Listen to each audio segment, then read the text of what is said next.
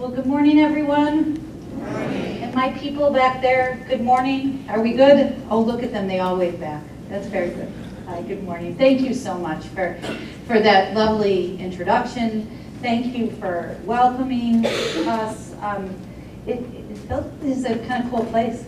I think you know that because you live here, but it has really been a privilege to get to know so many of you so quickly from yesterday and I was at CHOPS and today. And so thank you for having myself here and also my real talented colleagues. And so if I could introduce you, if you both stand up for just a minute. I'm going to let you figure out which one is Tony and which one is Lydia.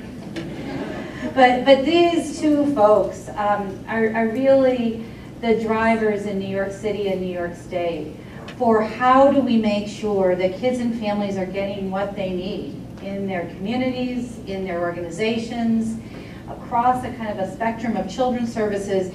And so although I'm going to make some beginning remarks, I'm going to bring Lydia and Tony up for questions and answers because they're incredibly gifted at really thinking about how we consistently improve what we're doing for kids and families. So thank you for coming and joining us. So thank you. And that introduction that was nice. Like sometimes when I hear people read that bio, I kind of like want to look over my shoulder and be like, who did all that? What? And so we are going to focus on engagement of families, but I think that bio probably doesn't necessarily convey why I care about this so much and this issue. And so if you'd indulge me for a minute, let me give you the kind of real bio that doesn't get put on a website. So why do I care so much about kind of kids and their families and getting what they need in terms of kind of mental health support? Well, first and foremost, like many of you in this room, I started out as a clinician. I started out as a clinical social worker by training. And I spent a lot of years providing services to kids and families in outpatient mental health clinics. I was in child welfare, spent some time in domestic violence. Many of you probably cut across those systems. And I encountered this phenomena that you might have heard of called a no-show. Is there a few people that might have, and then if we're honest, I won't even ask you to raise your hands, but also ourselves in our real lives, how many of us have been a no-show?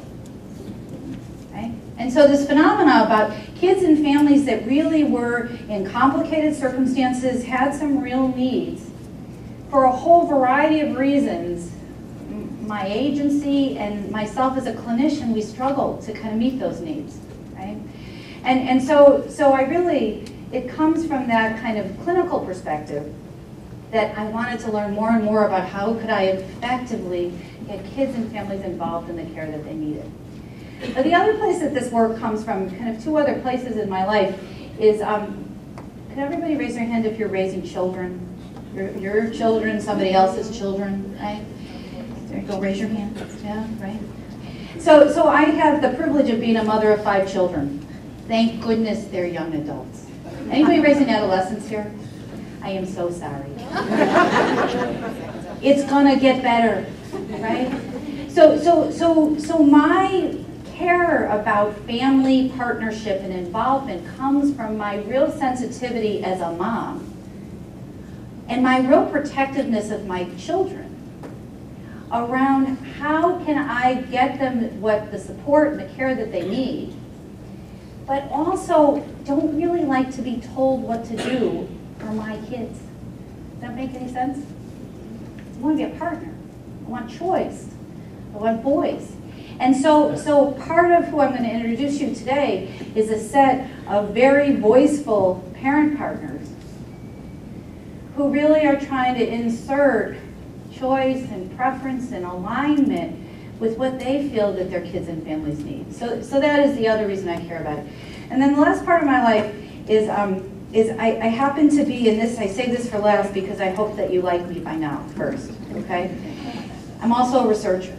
I'm a children's mental health services researcher, and so I study what we do. And so I'm even going to show this group some statistics. And I'm going to walk us through it. It's going to be okay, right?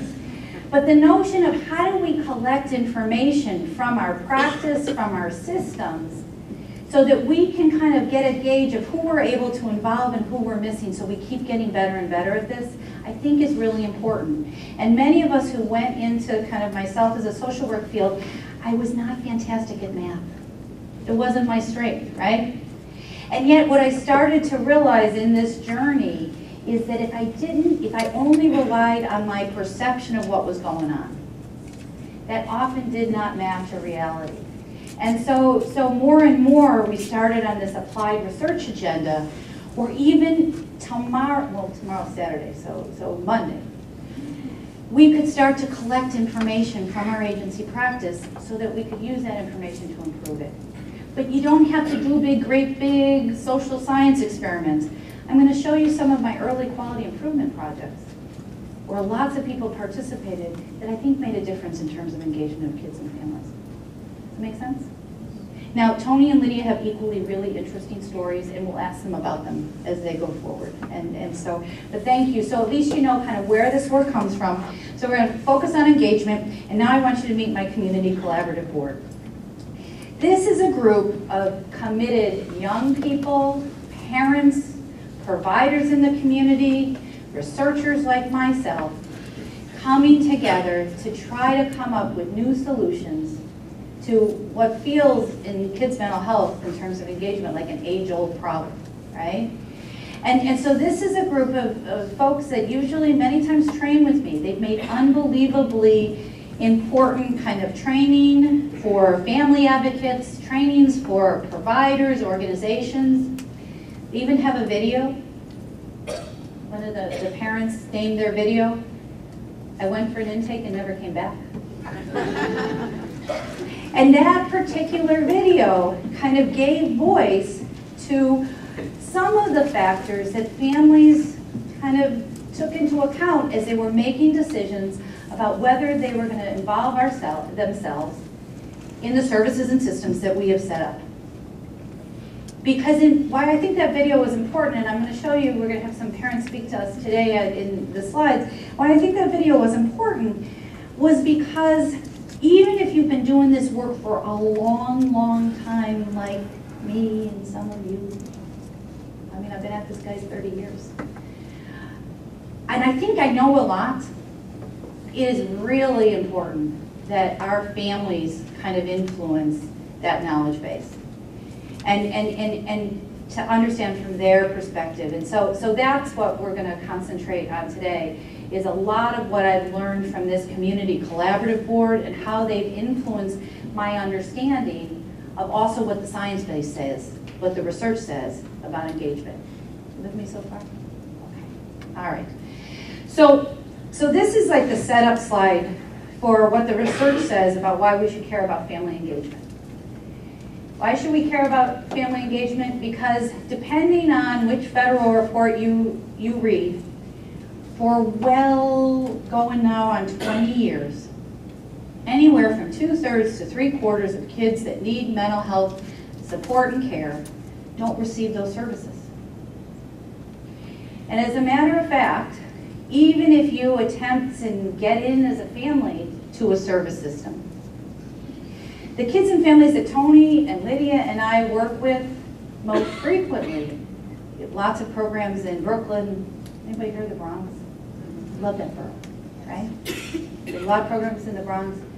If you're in a community like the Bronx that is hugely impacted by poverty and the stresses and strains of urban living, those kids are actually least likely to get the care they need, even though they bear an incredible burden around the stresses and strains of poverty and community living and under-resourced supports.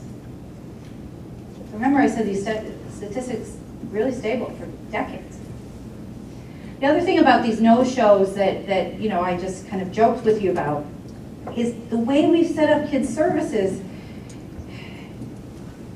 kind of inefficient.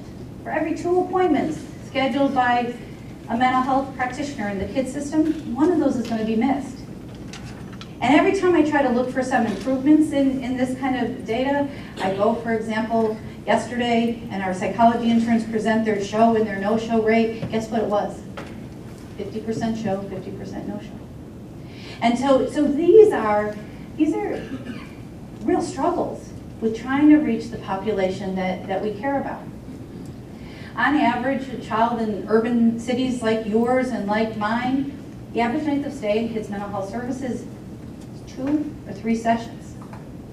And so I don't know about you, but in graduate school, Tony, did they issue a magic wand in graduate school? Because he's a clinical psychologist, so maybe they had one of those in psychology school. But in social work schools, 2 or 3 sessions was not going to be able to help a child or family sort out a pretty complicated situation, right? And so those kids actually don't get the care that they need. The families don't get the support that they need. And it's these statistics that actually drove our real commitment and continue to drive our commitment to try to make some improvements in what we're doing so that kids and families get the care that they need. That make sense? So as a clinician, I knew no-shows were a big deal. My families talked with me about what were their challenges of engaging in care. And so this is kind of a list that comes out of the scientific literature, the research literature, around the kind of myriad of factors that get in families' ways of being able to take advantage of what we've currently set up, right? So from kind of an ecological perspective, barriers to engagement exist at multiple levels. From, anybody ever met a disruptive kid that thought it was a bad idea to go see a social worker or a psychologist, right? So barriers exist within kids' refusal to come, right? Barriers can exist within kind of a family level, family circumstances. Families have a lot of obstacles. I was happy that I saw a subway, I felt familiar, right? But transportation obstacles, time obstacles, concrete obstacles really matter. Poverty and resources, an incredible impediment. Stress, incredible impediments for families getting involved. And so when I put this slide up, sometimes clinicians or directors of organizations or families kind of scratch their head. They say, really? We could have told you that, right? You didn't need to do all those studies and use our federal tax dollars to kind of, look, we could have told you what the barriers are. But this is where science comes in, and I think this is the important part about why we bring together our both direct experiences and our perspectives with the research. Because the research over the last decade has started to get really a lot clearer that not all barriers are created equal.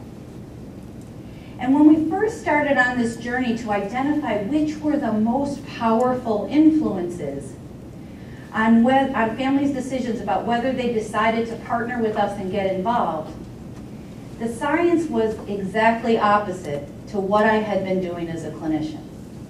That was not good news, right? What had I been doing as a clinician? I had been endlessly problem solving around how you were going to get to my clinic, what time was good for you, who was going to watch your other children. Anybody engaged in this set of behavior besides me? Endlessly engaging in problem solving. And in fact, those obstacles, I do not want to diminish that, those obstacles families truly confront.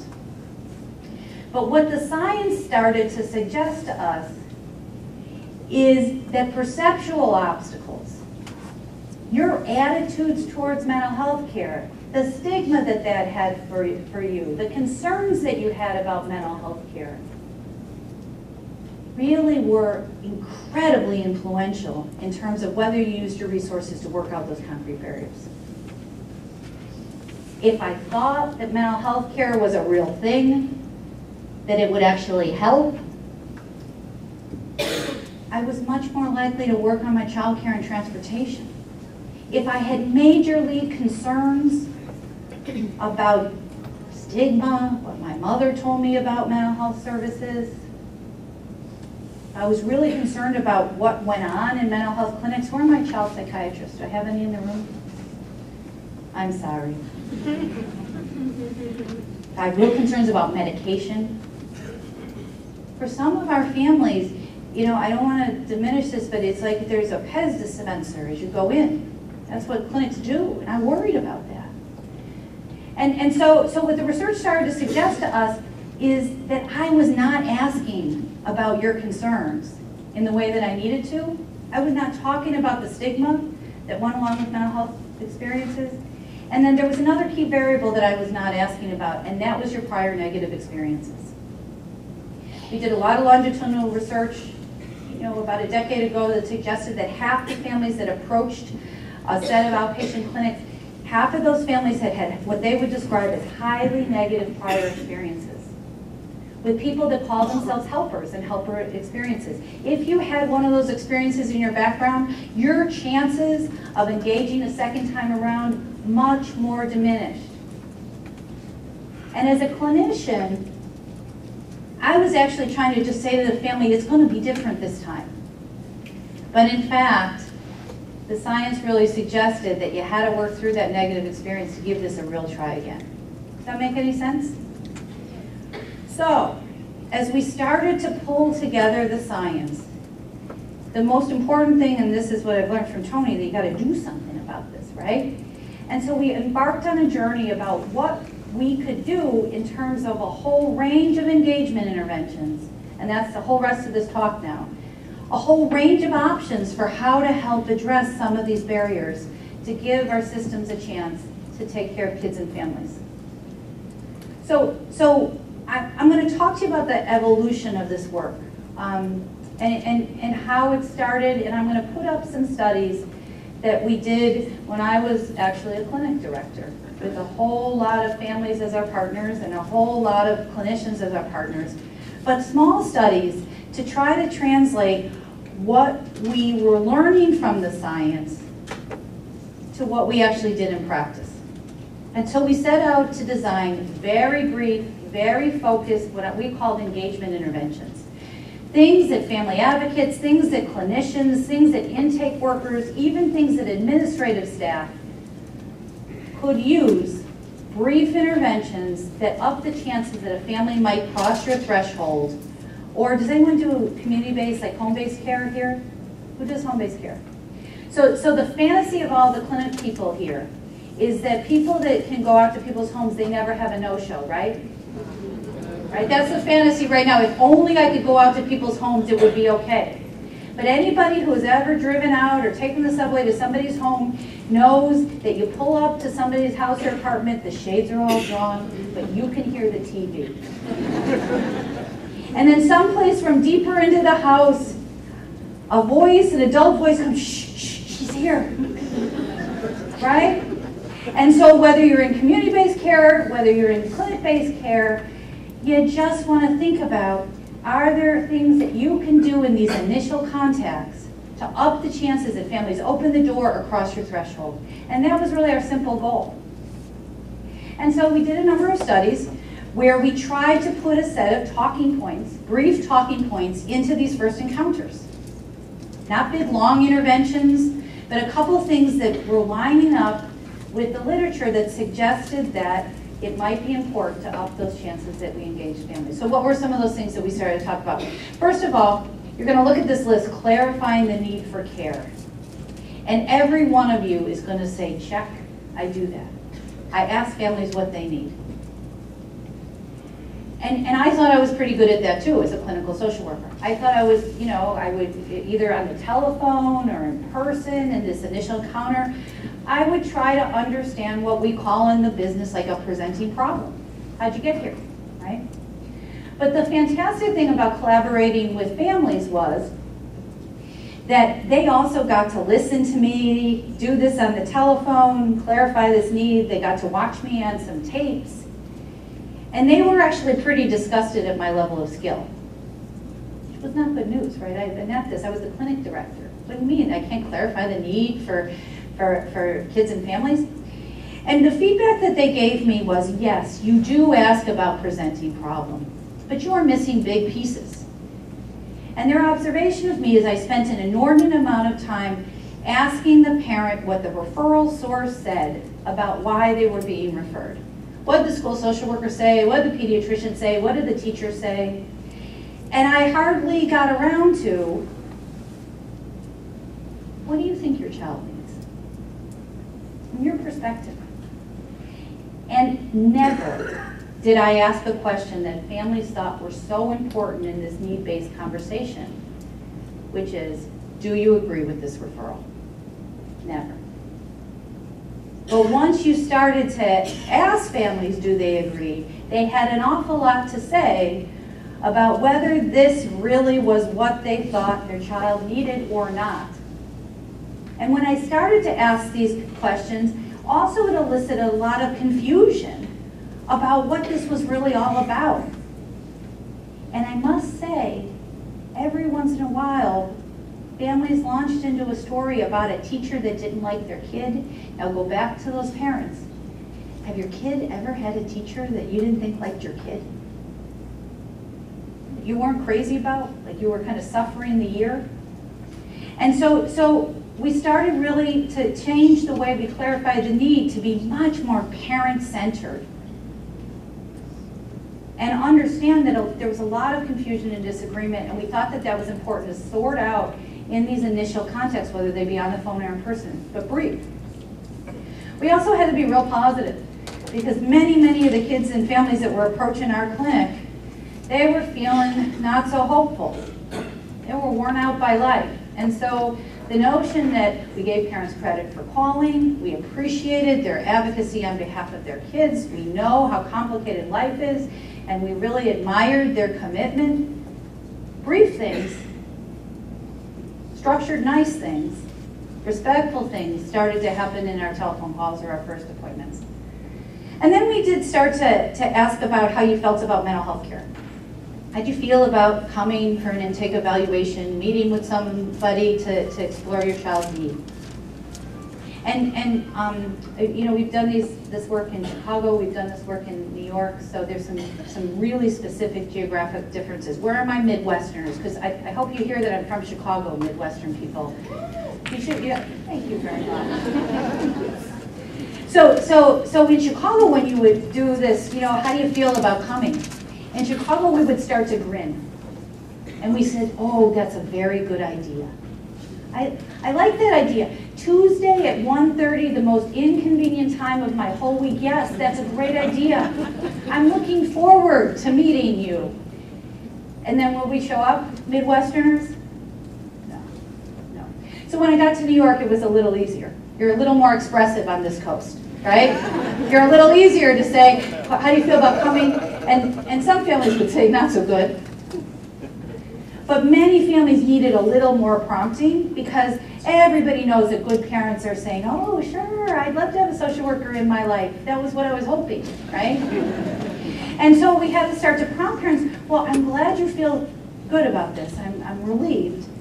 But also some parents often have some unanswered kind of questions and concerns about this. Can I just ask you a couple of these?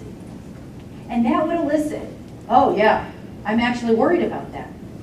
Again, brief. I couldn't answer all your questions on the phone. I couldn't, but the opening the door that we cared about what you thought, and we recognized that you, in this initial set of encounters, were going to try to make a decision whether this was right. Many of us, when we're seeing families and we're giving them appointments and we're doing intake evaluations, we are signing them up for life. When in fact, parents are making the commitment to come once and see what this is all about. Does that make sense?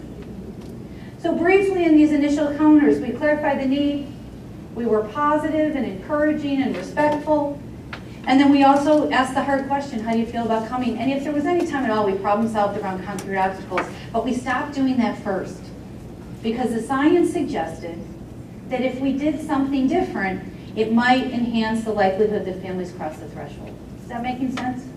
Okay. So then, we did a set of just these little quality improvement projects that then, because I was kind of a postdoc and a new assistant professor, got a little bit better in terms of design. But we literally started to talk to the families on the phone differently according to these brief talking points and compared their show rates to the month before. You could probably do that in your clinic, right? So in this particular study, that's what we did. We started to drop in those talking points and compared it to our show rate the month before. And these kind of graphs started to emerge.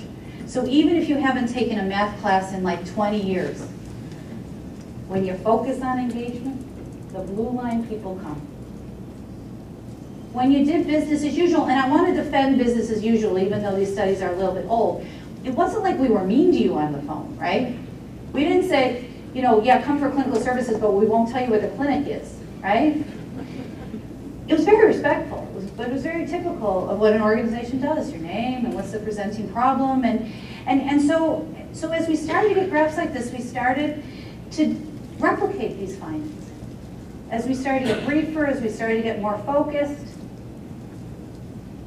would we get the same results? And this is a randomly assigned. Families were randomly assigned to kind of these talking points, brief things that we did versus business as usual. And you'll see again that we got some big effects. So part of this work is modeled after the work of a faculty member at University of Miami called Jose Chapuznik. Anyone know Jose at all, that work? If you don't know his work, he does unbelievable work with young people who are struggling with substance abuse issues in their family. Unbelievable. And so when you looked at Jose's engagement interventions, he was so good that once you got a family to cross a threshold or open a door, his kids and families would stay in, and then they actually would get better, on average. And so I was thinking, I knew Jose, he had looked at our engagement interventions, that was going to happen here. But I'm going to tell you the truth. All of those new kids and families that came dropped out in droves. We encouraged them to come once. But then unlike Jose's kind of studies where they stayed in, they got help, they got better, these families dropped out in droves. And so remember I said on average, a young person, their family will stay 2 or 3 sessions? We had a very good commissioner in New York State who retired kind of recently. His name was Mike Hogan. He used to travel around our state with an even worse set of slides that I showed you. He used to say to our providers, our family organizations across the state, he used to say, do you know what the modal number of visits? So those of you that have taken a statistics class recently, what's a mode? Say it again, say it out loud. Most frequent. There's a researcher in our crowd, right? So the modal number of visits, child visits in New York State is 1 followed by 2. And that's what we were seeing in our data here, that folks were dropping out in growth. So what it said to us is, okay, we might be onto something in terms of a brief intervention, but that wasn't enough. And we had to turn our attention to this evaluation that was part of our standard entry portal. That's how you got in, is you did an evaluation. We had to pay attention to what was happening in those early evaluation appointments that was either setting the table for engagement of families or having them fall off pretty quickly. Right? So what I would love to tell you from, I know families are sitting out there, I know how you'd help this evaluation format, and providers would tell you this as well. They'd say get rid of the paperwork. Anyone have a little paperwork in their life, their systems? If you just got rid of that and let me talk to the family, it would be okay. I think we feel this all the same, right? Is there somebody that loves their paperwork? We could discuss that, right? I'm sorry to say that in this system and any other system, I can't get rid of the paperwork. There's a set of regulatory kind of things that have to happen in this evaluation system. Although I must say that a phenomena that is very common in clinics is every clinic director does slip in their own favorite form. And once you put a form in, it's like Hotel California, you can never leave. Okay? And so some of those forms even that you think are part of the regulations, those regulations changed a decade ago, but the form lives on forever. So it is worth making sure that you have all the right paperwork so it's as small as possible. But the reality is there are a set of things that you have to do that, and so I say paper because that's going to show my age. Because many of you have electronic medical records, right? So this is all done computerized, but it's the same thing. There's a lot of question and answer. And so we knew we couldn't impact that, but we did know that if we didn't also reflect on what were the engagement purposes of a first and second and third evaluation appointment, depending on how long you actually do that evaluation. If we didn't go back to the basics, which is what's the purpose of this first appointment, understand what a family really needs, what they want, what are the kind of pressing concerns, and also engage them in help if appropriate. If we didn't think about that and set up at least some portion of the interview to really meet those needs, we actually were going to see these huge drop-off rates. So how did we do this? We had to do this simply because, again, there was a lot that had to be covered in these evaluation sessions. And so based on both as we started to look at the science around engagement and also with the help of our family collaborators, we focused on a couple key areas that seemed to be levers for return. We wanted you to come back again and hopefully again. We wanted to extend the length of stay. And so here's a couple of the levers. The first point on here is kind of clarifying the helping process.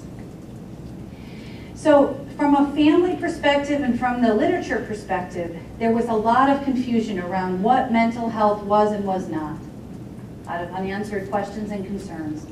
And so families truly advised us to, even if you think a family knows, to spend some time, but not a long time, or 5 minutes, really going through who you are, where you work, what a family can expect, what are some of the things that you're going to kind of foreshadow what you're going to do today, what comes after today. And they really worked with our providers for this particular study that the providers would talk for about 4 minutes, 5 minutes. And if you've ever actually had to fill a whole 4 or 5 minutes, it's kind of a long time, right? And so why did they want our family partners for clinicians to talk for a little while? Well, first of all, because they wanted to impart some information to families. But even more importantly, our family partners reflected on their experience in intake evaluations, and they told us that they made the decision whether they were going to come back or not in the first 5 minutes. It's like dating. You ever been on a blind date? Before you sit down, you know that this was a bad idea, right? And what our family partners were alerting us to is that many of us as clinicians were like running into these intake appointments, barely regulated, right? Had a really hard day, and they're like, hi, how are you? Okay, here's what we gotta do. And families said, look, this might be your 8th intake appointment of the day, but this is the family's first. Calm down, explain, and also give a family time to assess you. Now, as a clinician, so there's a lot of family members who are nodding their heads, so I appreciate that. Thank you so much. You're very expressive, so thank you very much. But as a clinician, I have to imagine that on my worst days, I'm actually not so generous. I'm like, what do you mean? Assess me? I'm the one doing assessing around here, right? But in reality, families spoke very eloquently around trying to figure out, is this a provider that I can trust? How much should I share? Is this a bad idea? All of these things were going through families' heads, and they were making those decisions very quickly. And if I was firing too many questions too quickly, families made the snap judgment that this isn't for me. So a brief intervention to start your intake evaluation seemed like we could get that in addition to some of the paperwork. We also really tried to work on collaborative skills with providers. The amount of times that I say I instead of we is pretty substantial. So we just worked on like pronouns. Could you get more we's in there? What are we going to do together? How are we going to be partners? And it was really kind of a self-awareness, activity for intake evaluation folks. Is it just kind of raise the awareness that if you don't want this parent to kind of say, well, I'll be just dropping the kid off to fix them, right? Which is really all of our wish when we're struggling, right? Somebody has the easy fix. If you wanted to set the paperwork, the foundation where you know, you were going to really partner with families over time, then it was we. You were in this from the beginning all together.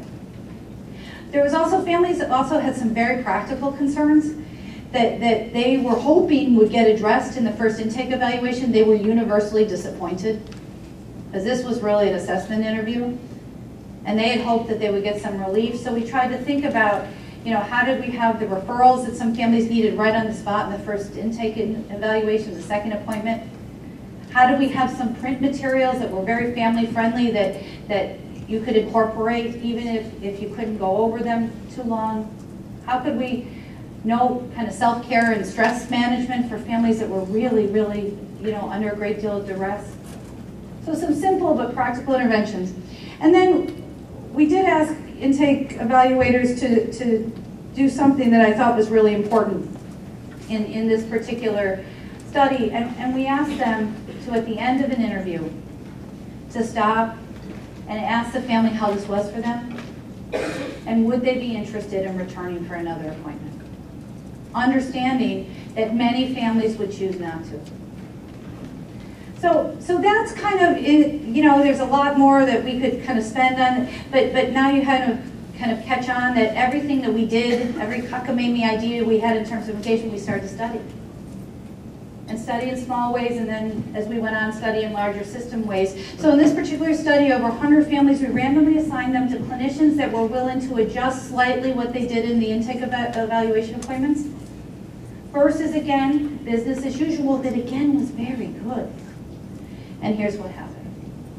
What you see in the top line is when clinicians started to focus in on engagement, even just a little, 3/4 of families were there by that third appointment. But what you see in business as usual is only 40% of families came for a third appointment when we didn't concentrate time after time on engagement. You with me? Okay. So I like this work. Lydia and Tona like this work. But as I was teaching people how to do this work, doing training, you know, incorporating this into larger and larger number of clinics, I also came away with the sense that I was trying to, what's your Philadelphia newspaper? The Inquirer? Yeah. So I was trying to sell families the New York Times or the Philadelphia Inquirer. It's like I was trying to sell them something that they didn't necessarily want to buy. And I was convincing them that if my workers said the right thing, if we, you know, used a tool, families would come. But there was a lot of mismatches between what families preferred and what we were able to offer. And so we started to embark on a number of other, what I'm going to call engaging services. Services that actually you didn't want to miss because they were so good. Imagine that. Mental health treatment, it was so good that you would feel bad if you missed. So we started to embark on this journey, and Lydia's really, you know, spearheaded one of the interventions that I'm going to talk about very soon. And we also started to expand engagement resources, expand the workforce of who families met in our clinics. And you referred to this earlier in your remarks around parent partners, family advocates starting to be embedded in kids services. And so those are the last two things I'm going to talk to you about before we kind of get to talk to each other. Before I get to the family advocates, I just want to say one word about what I just said. You all have been very nice. I see some of you writing what I said down. And I feel like, you know that thing on Fear Factor, don't try this at home, right? It's really important to understand that these made sense for our clinics. It made sense for our families. But that each of you has to really think hard about how this fits with the work that you do, right? That needs some adaptation. And this next set of slides is just give you a sense of like, when you set families loose, when you set providers loose, what kinds of things do they do with this kind of information that I gave you? And so as we started to train more and more providers, we engaged in these things that I learned everything about from Tony, these learning communities, where you started to put the science in providers and families' hands, and you let them be creative about how they use it. And so we use quality improvement, that plan, do, check, act. thing that you know from college. You plan something, an innovation, you do it, you check, does it work? That was all I was doing in those little studies. And so when providers looked at the science, what did they do? Sometimes they created much more welcoming materials. Welcome letters, a magnet so you could find the clinic's number, customer service guides. Many of us were working in clinics where that handbook had been Xeroxed like 80 times. The pages were all askew, right? And people, you'd find them like littered down on the street, you know, afterwards, right? So they took a look at what families frequently asked questions, unasked questions, so that you had the answers to. Youth and Family Advisory Boards, they pulled together newsletters. One organization actually created a menu, like a literal, you know, in New York, we love food. You like food in Philadelphia? Oh my God. So they create a menu. Here's some of the things that we offer. Here's some of your choices. Here's how you decide, right? You got very creative. They had greeters. There's a video, or my colleague Marianne Pierre, she works on a video for Latina parents who bring their kids for behavior problems to clinics, called Todos Abordos. I'm sorry for my Spanish, it's just terrible, right? He's all bored. But it's a set of parents talking about their concerns and questions about mental health care. It just could run in your lobby. So the parents could take a look at it. They got very creative with what they did. And what happens then when folks get creative about engagement? Well, we collected the same kind of data in a larger number of clinics. And here's what happens. The rates of initial appointments go up. And in a big city like Philadelphia or New York City, what that meant is almost 600 kids got an intake appointment. Remember, 2/3 to 3/4 of kids are sitting out there right now, they won't get anything. And so we saw that when folks started to dig in, you could make an improvement. We also looked at ongoing involvement, got a modest jump in return. But one of the things that we were really interested in is, could we help a larger portion of families stay for about 8 weeks? Because any evidence-based practice, it's no less usually than 8 weeks, right? And what you saw over time is a lot more families were staying for at least long enough, a couple of months, that maybe we could make a difference. Okay. So, again, real creative, not necessarily, this isn't a prescription, this is kind of a science base that potentially you could use. But I also then want to go to parent partners and family support, because I think that actually, as much as I love, who's a clinician in here? Clinician, some kind of clinician, raise your hand real, you know, you went to school, committed, you could have been paid some other, much better way, right? I love you guys, I love us. You're fantastic. But I actually think that we are not enough in this equation. I think we need better partnerships with families. Where's family support or family advocates or consumers? Right now, we currently outnumber you, but I hope not for long, because you are an incredible resource to be able to extend and bridge and engage. And we've started to really work vibrantly. New York State is figuring out how you recruit and train and credential and get this bill for family support services. The billing is sometimes some of the big obstacles, right? And so I just want to talk to you a little bit about our family partners for a little bit and some of the principles of family support. And in order to do that, I just have to have a parent partner first talk to you. So it always makes me wonder if this is going to work, but I'm going to try.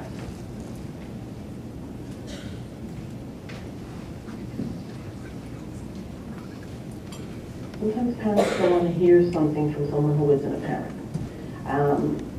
They may feel offended, or they may feel like they're insulted, or they may feel, but they may be more apt to listen to someone who is a parent and might appreciate, what they have to say a little bit more. Families can relate to us, and there's a certain ease and comfort with us that you don't find with a clinician or someone who has a title. I'm here for you. That's why I like to say I'm a parent partner as opposed to an advocate sometimes, because advocate is like someone who's fight, rah, rah. But a partner is someone who's partnering with you to help navigate whatever system or situation that you're going through. You know the phases and the steps that they they've been in, because we've been in there. So, and sometimes that helps the families be more open and willing to talk about what's going on in their surroundings.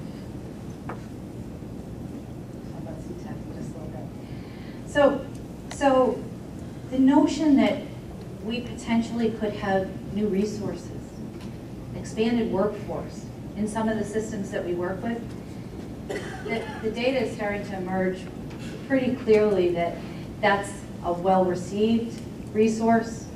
That's a resource that potentially can help us bridge the gap.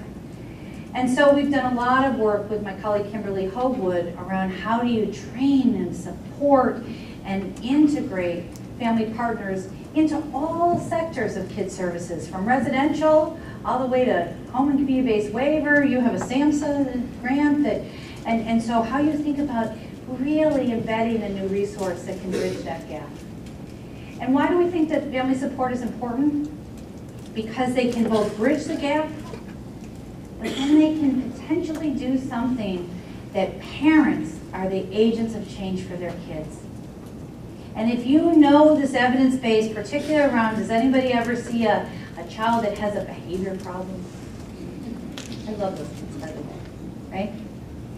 The science base is really clear that without parent partnership, without parents digging in deep, even when they don't think they have another ounce of time or energy, those behavior problems are really stable for kids, right? And so, many times when we can't get partnership, we do the next best thing. We play checkers. We do individual work. Very little evidence that without getting parents as your partners, those kids' behavioral difficulties are going to get better, right? And so parent support we see as really being another resource to help parents feel like, I know I've been there, but you can do a couple of other things to really help your child. So there's a PEP training, and somehow the formatting got a little bit difficult, but there's a PEP training, parent empowerment training, with Kimberly Hoagwood and her family advocates, design, is publicly available. There's trainings that go on in New York State. We're happy to share some of this, but it focuses for family partners on engaging parents, setting priorities, really being experts at the kids' mental health system, meeting kids' needs in schools, running groups, boundary setting. There's a lot of content on solution-focused, advocacy skills, relationship skills. But there's a tremendous opportunity, I think, in Philadelphia to think about how this might fit with your system, particularly if you have a system of care. So I'm going to spend just 2 minutes on evidence-based practice, and then I'm going to sit down. Anybody doing an evidence-based practice in their clinic? Oh, raise your hand aside, nothing to be ashamed of. Something to be proud of, right? So those of us that believe very strongly, myself included, that evidence-informed practice really is what we want for our own children, what we want for to kind of get the quickest outcome. But many of the evidence-based practices that you are using have not been developed in West Philadelphia. They actually have not been developed with many of the kids and families that you serve. So sometimes when I say that, family practitioners and providers are like, okay, let's get rid of those things, right? I'm not saying that at all. But what I am saying is that science is only as good as you fit that science and align it with the preferences and the needs of your particular community and your particular set of families. And those evidence-based treatment developers are going to tell you, no, you can't monkey with this at all, right? What I say back to them is, I don't want to monkey with your science or your practice, but I do want to package it in ways that it doesn't make families run away from it. And I think that that's really important, and that's actually what Lydia and her team really worked on in terms of, we have this intervention, it's a multiple family group intervention for kids with disruptive behavior difficulties. It also has an individual kind of version. But what's most important about what Lydia and her team of providers and family advocates did is they went through this evidence-based practices and they said, okay, if kids have conduct problems, what needs to change? And there's a very big literature on the importance of parenting, the importance of family processes that have to wrap a kid who's struggling and help them do better. Right? Parenting for those kids that are really struggling behaviorally is everything. But what's important about the science base is what is not always clear when you pick up an evidence-based practice is who did well in those original trials and who did not. And I'm going to tell you almost universally, in addition to not being developed in West Philly, the families that dropped out of those trials and did less well are the families that had high levels of stress and low levels of social support. Don't even get me started about poverty, right? I've read of poverty, right? Those are 100% of our families in public mental health many times, right? And so as Lydia and team went through, how could we make sure that we addressed some of the factors that influence engagement, stress and social support were big ones. But also, when families read our literature, and by the way, families are very smart, so they can read these journal articles, they can really go through and really think about what part of the science makes sense. After they got over how we as academics talk about families, which is not so good, right? They actually decoded the evidence base, the whole evidence base, around what families could do for their kids and what providers should focus on in words that begin with R and S, the 4 R's and 2 S's. It was a fantastic way to start to convey to families why this evidence-based practice mattered, because what you do as a family and as a parent really matters towards whether we can help your child be more behaviorally successful. The rules that work and don't work. And by the way, anybody who's raising kids know that sometimes the rules don't work in your house. Anyone have some broken rules? Right? And for kids that have behavioral challenges, following the rules, rewards, consequences, it's about everything to helping them be successful. The other piece is, respectful communication named by a grandmother who didn't mind talking and listening to her kid, but it couldn't be any old way. Grandmothers have very defined ideas, but in some ways, appropriate ideas around how to build communication that really would be lasting in a family. And so in some ways, we kept the evidence-based practices, but we started to package it in a way that clinicians could remember, providers could remember. And so this is data from one study we have published with 408 families all across New York City. And here's our engagement data. And this particular graph, there's like 80% of families that are like picking up their graduation certificate. And although we're not perfect in terms of sessions, a lot of families are coming. That's what the comparison group looks like. Lots of families go on. Very rapidly, just like my data 10 years earlier about families dropping out in droves. And that isn't just our finding, that's our finding across the board. Now, many folks in the research literature. So, I want to have a chance for us, we got about 20 minutes for us to talk and listen to each other. But before I go, and I have to give you Tony's joke. Okay? So sometimes when Tony trains, and by the way, I have to tell you, he's by far better than I am. So I hope you invite him back. Lydia too. So Tony usually travels with his Dilbert cartoon. Does everyone know who Dilbert is? Right? So Dilbert is that funny business guy who's in the Sunday comics. And so Dilbert, in this particular cartoon, he goes to a training just like this. He sits in a room just like this, right? And then he goes back to the boss's office, and the boss says, Dilbert, how'd the training go? And Dilbert says, as he goes back to his office, knowledge already forgotten. But the binder, the slides, the notes last forever. And then he puts his folder up on this gigantic stack of folders and goes back to business as usual. Now, what will not be good news for the organizers of this morning is that actually is the evidence base for our trainings just like this. but people I think had a nice time. Right? Because I'm not terrible, right? So we're like, okay, everybody's going to leave. Boy, that wasn't nearly as bad as I expected. That's like a good training evaluation, right? But in fact, the idea that information is going to change your practice, not going to happen. Except for you guys. So in my world, and what used car salesmen know, is if I can get you to do something behaviorally, it ups the chances that you might actually do something with this information. Okay? So this is your moment to write down 1 or 2 things that you heard today that you think you could follow up on Monday with some of the kids and families that you see, or with your supervisors, or with your colleagues, that you want to explore further in terms of actually using some of what you heard today. So write it down.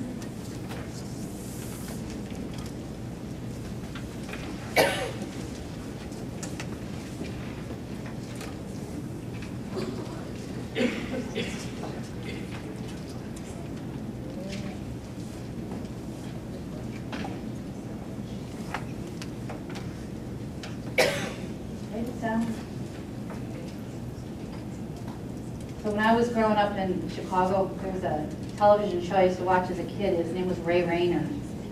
And he used to like pin stuff on his jacket so he wouldn't forget. So I'm not going to ask you to do that over the weekend, but I am going to ask you not to lose those cards. See if you can stick them in your pants pocket that you're going to wear on Monday, pocketbook. Because that is the only thing, this little slim piece of paper, that actually stands in the way of us being Dilbert or not.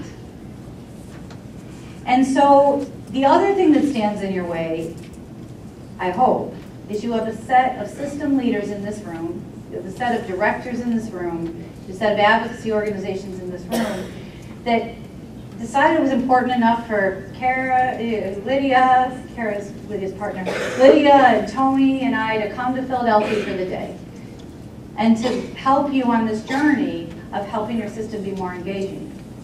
So my hope is that there'll be some supports as you go forward, as well as your own individual efforts, so that when you go back to your office, this will make a difference for some of the kids and families.